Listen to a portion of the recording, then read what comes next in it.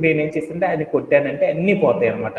కానీ నాకు కావాల్సింది ఒకటే కదా, అందుకోసం నేనేం చేస్తుంటే వేర్ క్లాస్ పెట్టాను, ఓన్లీ స్పెసిఫిక్గా కావాలి కాబట్టి నేమ్ లైక్ అని పెట్టవచ్చు. స్ట్రింగ్తో చేస్తున్నాం కాబట్టి మామూలుగా ఈజీ గోల్డ్ అని పెట్టుకోవచ్చు. ఓకేనా? David.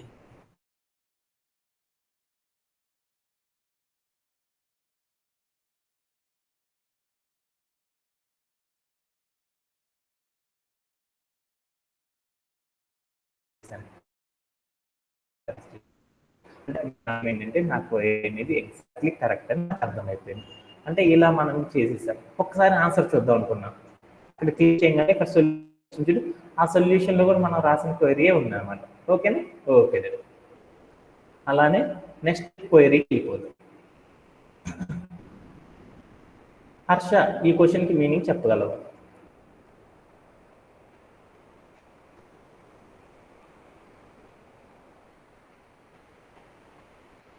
Harsha, is it audible?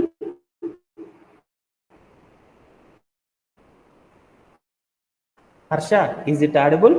Nafil, can you explain this query?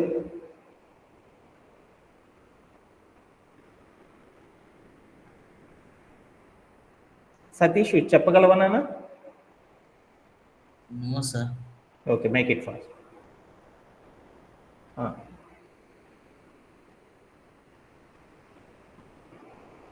Sixth Vasantha చెప్పగలవా?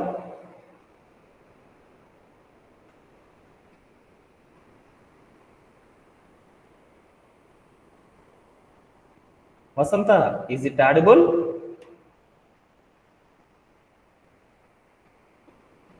Satish, is it audible? Yes sir, it is audible. Yeah. Can you explain? Sir, we have to store the strike rate of player. Strike rate తెచ్చుకోవాలండి sir player in the data. Make necessary changes to existing player table to store the data.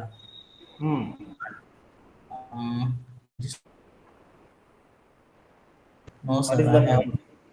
Okay, no, I have no idea. I will explain. Yeah, we have to store the strike rate of players in the database. అంటే మన దగ్గర ఒక table ఉంది. ఆ టేబుల్లో నేను ఏం store చేద్దాం అనుకున్నా అంటే ఏం స్టోర్ చేద్దాం అనుకుంటున్నానంటే నాకు స్ట్రైక్ రేట్ అనే దాన్ని స్టోర్ చేద్దాం అనుకున్నాను. Make necessary changes to someone is trying to join.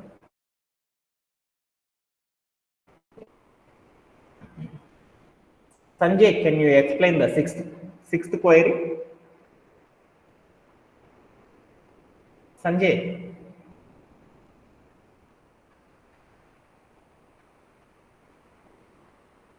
Sanjay, is it audible? Sir, yes, sir. Can you explain that sixth query, sixth ticket? We have to store the strike rate of the players in the database. Changes to existing player table to store the data. What is the meaning of that query? Database లో strike rate అనే టేబుల్లో database లో strike rate అనే table ని store చేయాలి sir player of.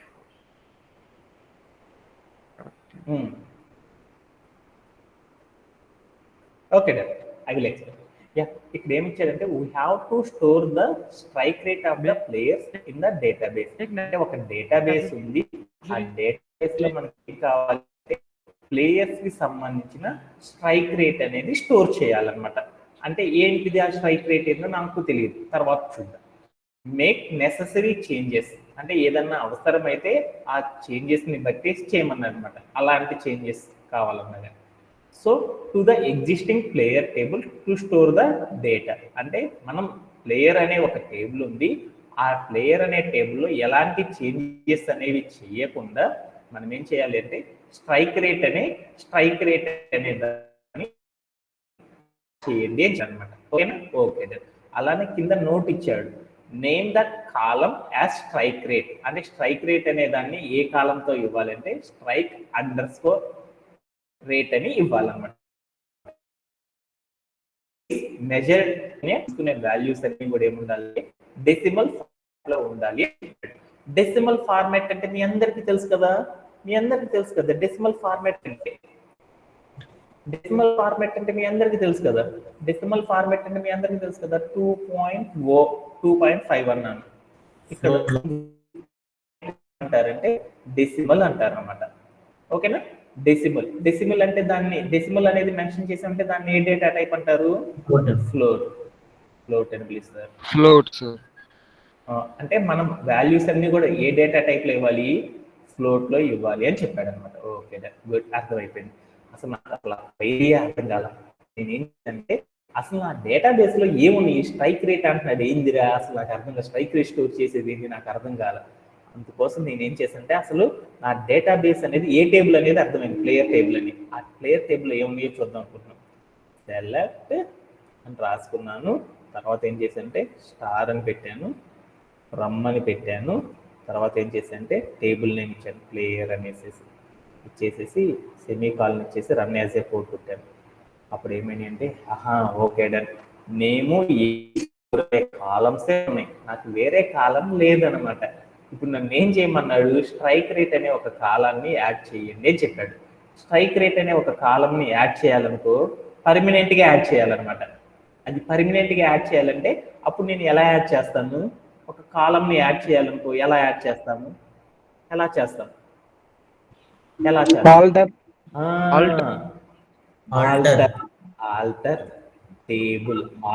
Table తో చేస్తాం అన్నమాట. ఆల్టర్ టేబుల్, అప్పుడు సింటాక్స్ ఏంటి, alter table, after that table name player, after that add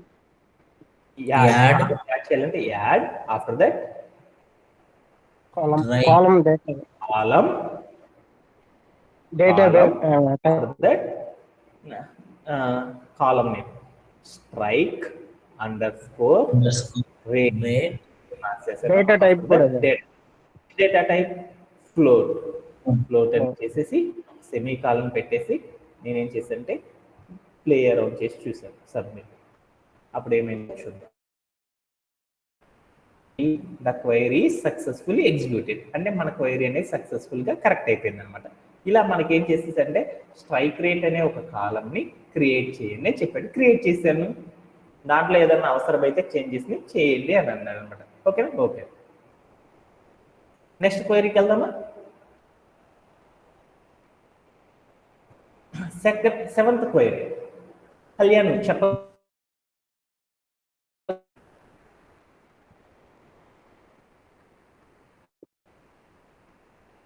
అందరు ప్లేయర్స్ నేమ్ ఏజ్ కళ్యాణ్ చెప్తున్నాను. కనుక్కోమన్నారు సార్. అందరు ప్లేయర్స్ నేమ్ ఏజ్ కనుక్కోమన్నారు సార్.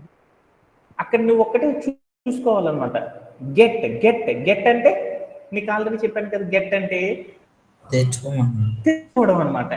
తెచ్చుకోవడం అంటే తెచ్చుకోవడం అంటే రిట్రైవ్ అంటే ఎవరెవరికి తెచ్చుకోమన్నాడు, నేమ్ అనే ఒక కాలము, ఏజ్ అనే కాలము ఏవైతే ఉన్నాయో ప్లేయర్ అనే టేబుల్లో అందరు ప్లేయర్స్ యొక్క నేము, ఏజ్ అనే కాలమ్స్ మాత్రమే తెచ్చుకోండి అన్నాడు.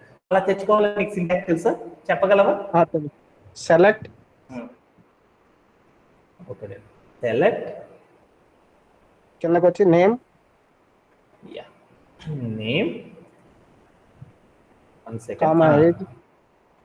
Age from player table. One second, sorry for that. Age from player table name. Okay done, semicolon, someone is trying to join.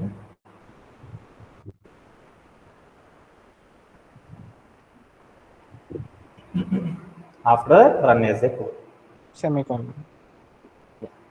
అప్పుడు మన క్వైరీ అనేది కంప్లీట్ అయిపోయింది. ఇలా మనం ఏం చేసామంటే ఫర్దర్ ద టాస్క్ అనేది కూడా కంప్లీట్ చేసాం. దీంట్లో ఎవరికైనా ఎనీబడి ఓకేనా, ఇంకెవరికైనా డౌట్ ఉందా? నెక్స్ట్ క్వైరీకి వెళ్దామా? Okay, Vasantha, can you explain the eighth one?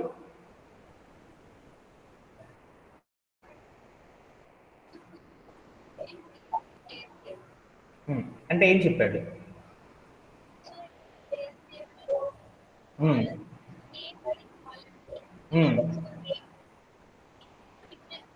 Okay, అలా చేయాలంటే సింటాక్స్ ఏ క్లాజ్ ని యూజ్ చేయాలి. అంటే SQL లో ఏ క్లాస్ వాడాలి, ఆల్టర్ టేబుల్ అనే క్లాస్ వాడాలి.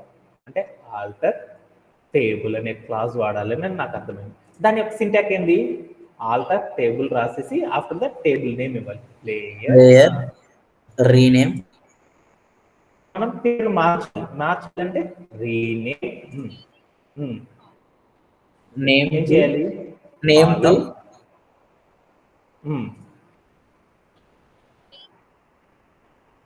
NAME name keyword to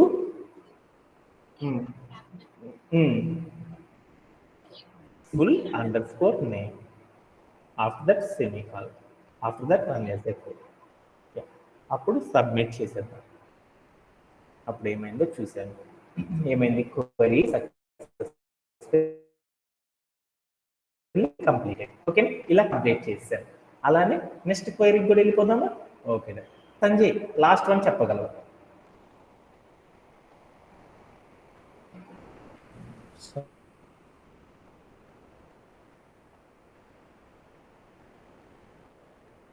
Sanjay ఏమన్నా చెప్పగలవు?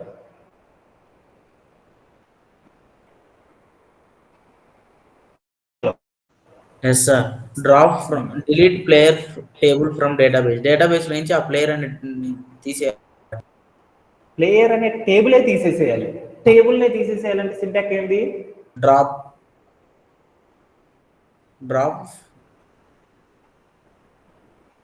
Okay, drop from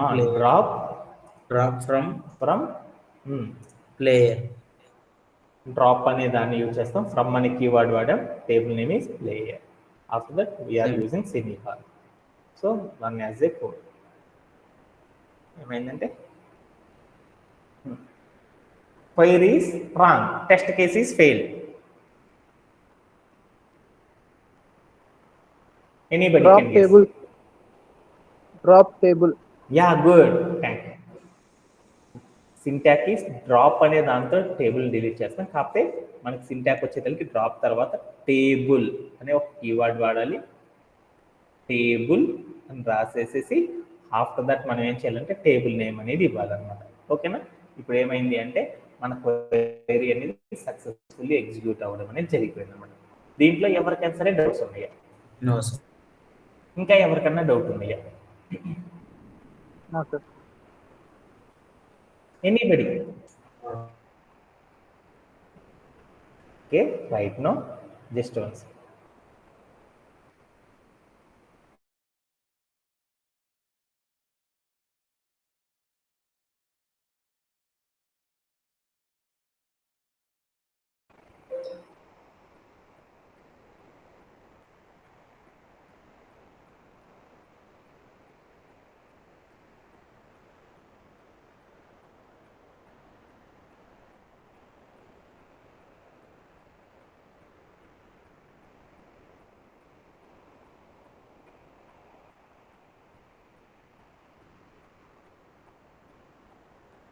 right now another one is, దీంతో మనకి ఏమైంది అంటే డేటాబేస్లో ఉన్న టికెట్స్ అన్నీ కూడా, దీని మీద చేసే టికెట్స్ అన్నీ కూడా ఆల్మోస్ట్ ఆల్ క్లియర్ అయిపోయినాయి. ఒకే ఒక టికెట్ ఉంది.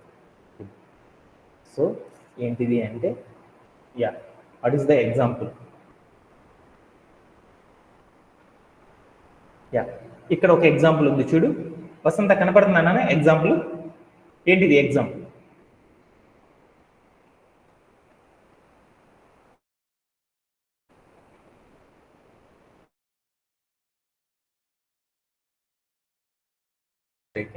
I am unable to hear you guys. Yeah, can you? నీ వాయిస్ అనేది వినపడతలేదు. Okay, now it is audible. Yeah, can you explain?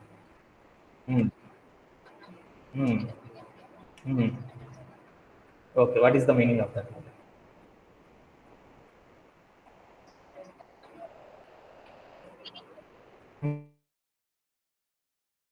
Yalla. What is the syntax? What is the syntax? What is the SQL class? Yeah. Alter అనే అంటే ఇక్కడ నాకు ఒక query ఉంది నాన్న. ఏంటిది అంటే జెర్సీ అండర్ స్కోర్ నమ్ అని ఒక కాలం ఉంది.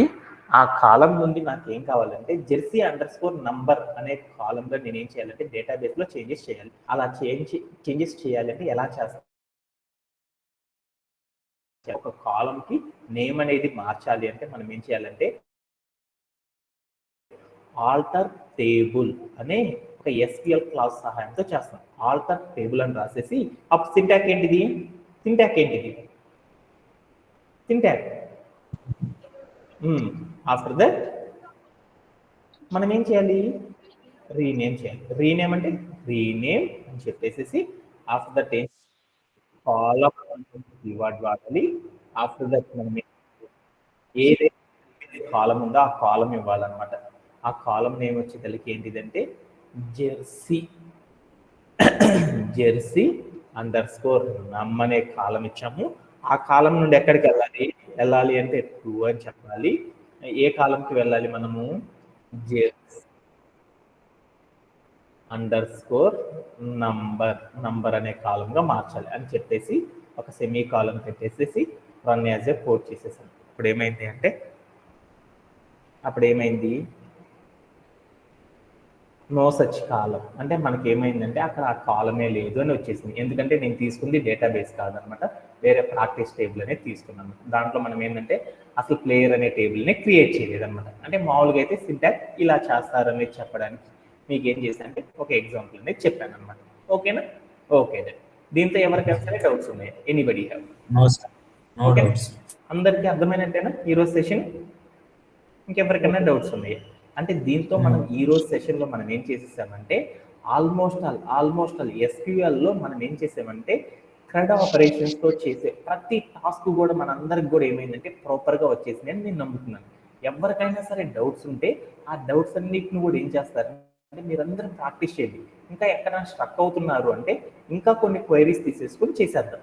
అంటే ఆల్మోస్ట్ ఈ క్వైరీస్తో మీ అందరికీ అర్థమైపోయిందని నాకు అర్థమైపోయింది అనమాట. అందుకోసం ఏం చేద్దామంటే టుమారో సెషన్లో ఏం చేద్దామంటే వీటి మీద మనకి ఏంటంటే ఎక్కువ క్వైరీస్ ఇవ్వలేదన్నమాట. ఎందుకంటే మీ అందరికి బాగా వచ్చిందనేసి వీటి మీద ఎక్కువగా లోడ్ చేయలేదన్నమాట. అందుకోసం వేరే సెషన్తో మనం ఏం చేద్దామంటే మరలా మన యొక్క డాక్యుమెంటేషన్లో ఒక పార్ట్ అనేది కంప్లీట్ చేసేసి అనమాట. ఏం కంప్లీట్ చేసి అంటే CRUD ఆపరేషన్స్ గురించి కావాల్సినంత స్టోరీ అంతా కూడా కంప్లీట్ చేసేసి అనమాట. ఈ నెక్స్ట్ సెషన్లో ఏం చేద్దాం అంటే క్వైరీ SQL అనే కాన్సెప్ట్ని నేర్చుకున్నాం ఒక 2 days. ఆ తర్వాత ఆ టాపిక్లో ఉన్న ఈచ్ అండ్ ఎవ్రీ ఎగ్జాంపుల్ అనేది నేర్చుకుందాం. అవన్నీ బాగా వచ్చిన తర్వాత మనం ఏం చేద్దాం అంటే again same scenario real time scenarios తీసుకున్నాం. ఒక 20 to 30 రియల్ టైమ్ సినారియోస్. వాటన్నిటిని సాల్వ్ చేసుకుంటా మనం ఏం చేద్దామంటే ఇప్పుడు మనం ఎలా అయితే నేర్చుకున్నామో వాటిని కూడా ఏం చేద్దామంటే ఇలానే ప్రాపర్గా నేర్చేసుకోవడం అనేది చేసేద్దాం. హార్డ్లీ ఒక్కొక్క డాక్యుమెంట్కి ఎంత రోజులు పడుతుందంటే 2 to 3 వర్కింగ్ డేస్లోనే అయిపోతుంది అనమాట. అందుకని మీరు ఎప్పుడైతే కాన్సెప్ట్ బాగా కంటోపాఠంగా వస్తాయో సింటాక్లు కంటోపాఠంగా ఆటోమేటిక్గా ఏం చేస్తారంటే టాస్క్ అర్థం చేసేసుకున్నారంటే చాలు క్వైరీ అనేది కంప్లీట్ అయిపోయింది అనమాట చకాచక్. అందుకోసం మనందరం కూడా ఏం చేయాలంటే చాలా కాన్సన్ట్రేటెడ్గా కాన్సెప్ట్ని నేర్చుకోండి అనమాట. ఓకే, అందరికీ thank you very much and have a great day and by by.